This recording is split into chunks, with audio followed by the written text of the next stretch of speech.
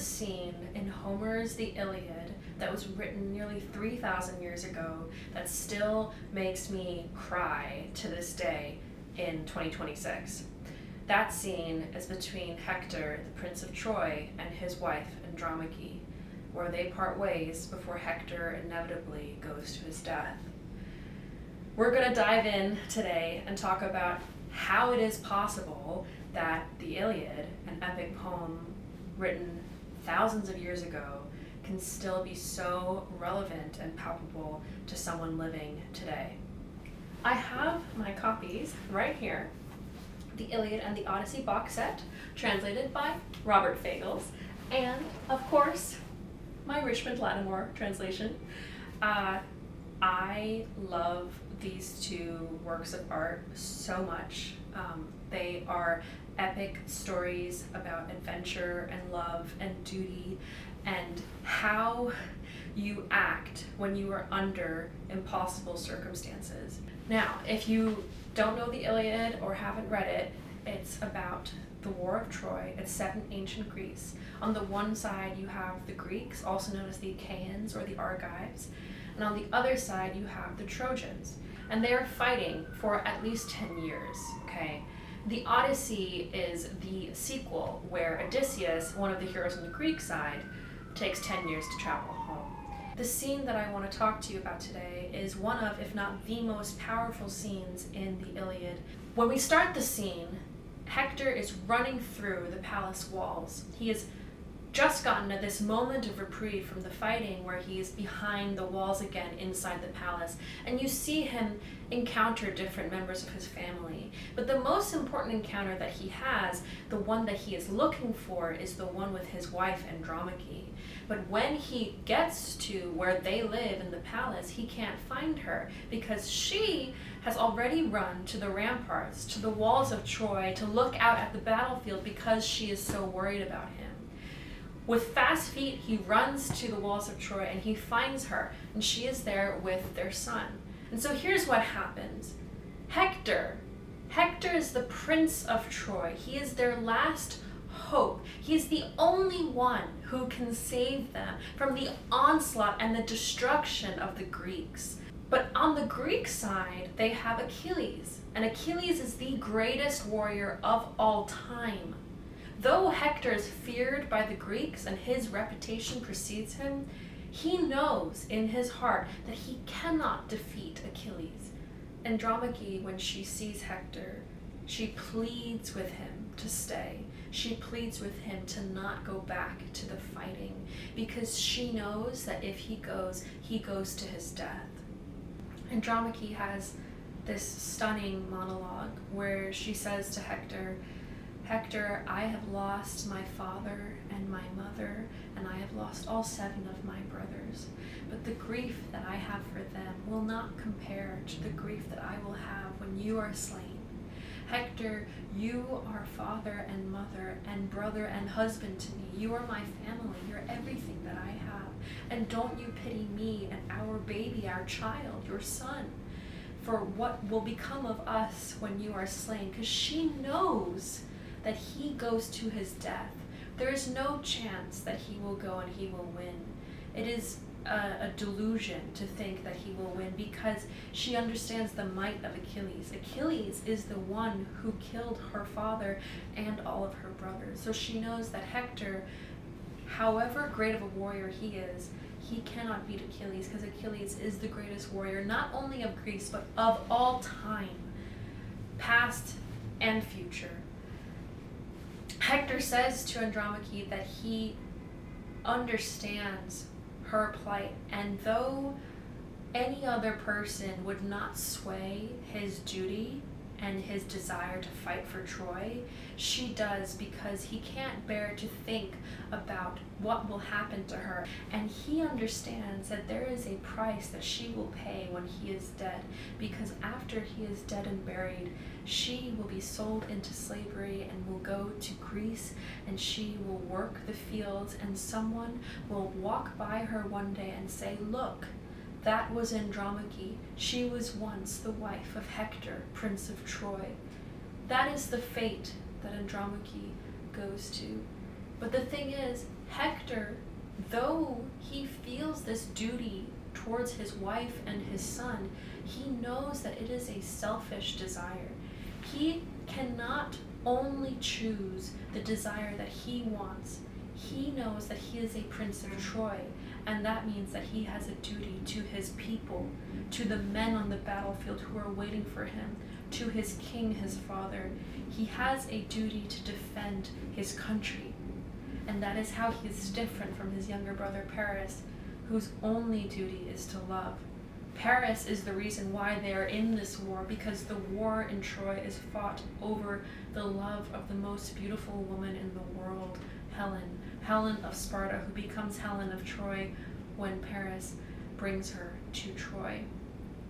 But Hector knows that what he owes this life is bigger than just his own personal desires, because he has a sense of duty. And that is what makes him a hero. It is what makes him heroic. Hector knows that to choose love and to choose safety would be selfish of him. And though it pains him so deeply to know what will happen to Andromache, his beloved wife, he chooses to remain a warrior and a prince of Troy, because that is who he is, and he has a duty that is bigger than just himself. The reason why this scene and this book is so epic is because you get to see characters who are people living under impossible, high-stakes circumstances, and they are asked to act under impossible circumstances, and they do.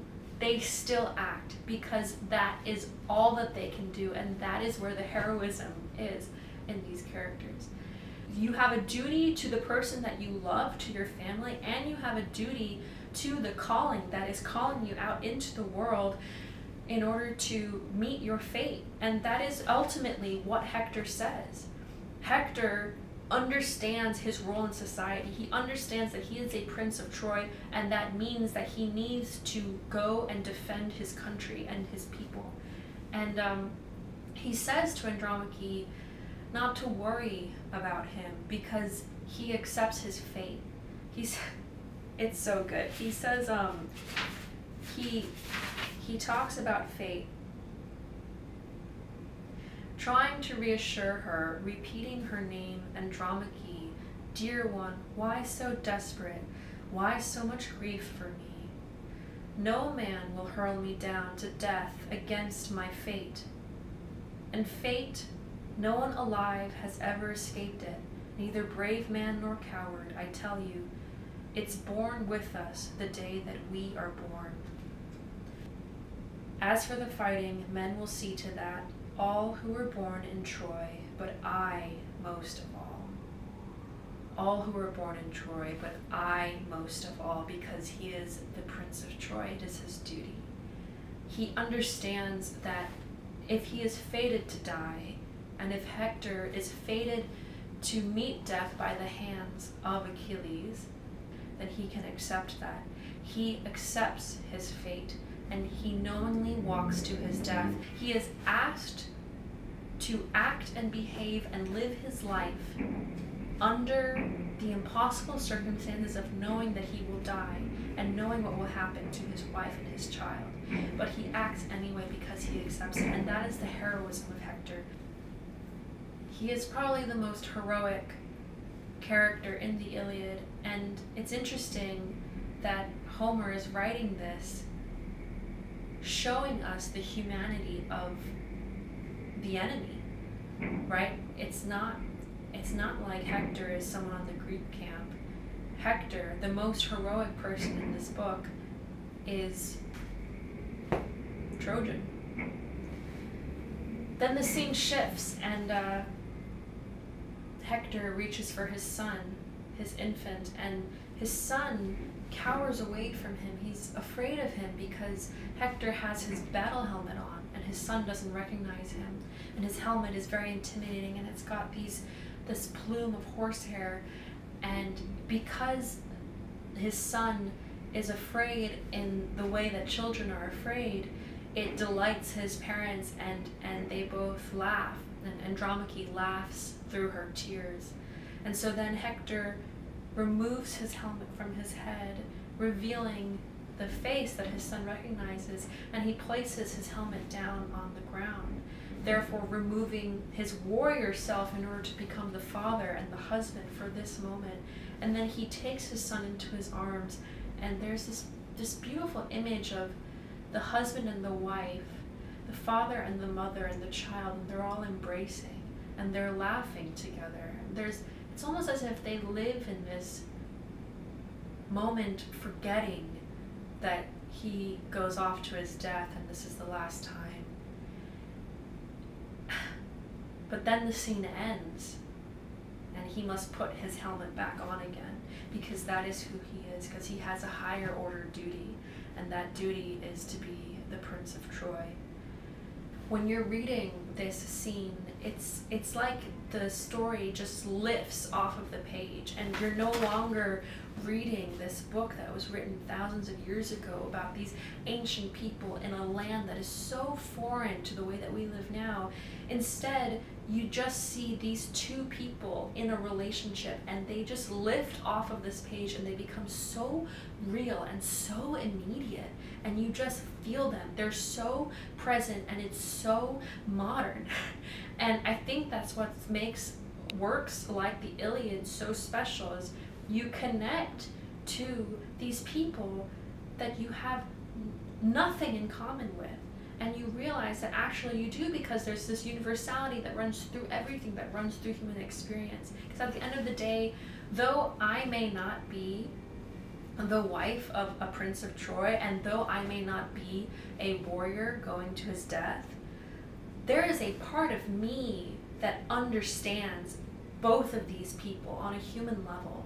The divinely feminine archetypal part of me understands the pain of Andromache, this archetypally feminine pain of being the woman who is left alone and who is abandoned and who is left with her child waiting at home for her husband. And it is a theme that comes back later in the Odyssey with Calypso, and especially with Penelope, who is waiting on the beach of her home for her husband to wander home. And though I, as a woman, can identify with Andromache, I also really identify with Hector. I feel for Hector. There is a part of me that understands the plight of the warrior, this masculinity, this sense of duty and honor to what is right, and a code of conduct which involves prioritizing what you owe society as greater than what you desire for yourself. He must go to fight, even if he knows he goes to his death, because that is who he is. That is his duty. It is his duty to his men on the battlefield, his duty to his people, his duty to his country, because he is a prince of Troy. So, yeah, my favorite scene in the Iliad. There are some other really top-notch scenes in the Iliad, which I would love to talk about. So come on back. Tomorrow I might even make a video about the Odyssey and why this book is still relevant today. Thank you for listening. I hope you enjoyed that, and I don't know, maybe you feel called to pick this up and start reading.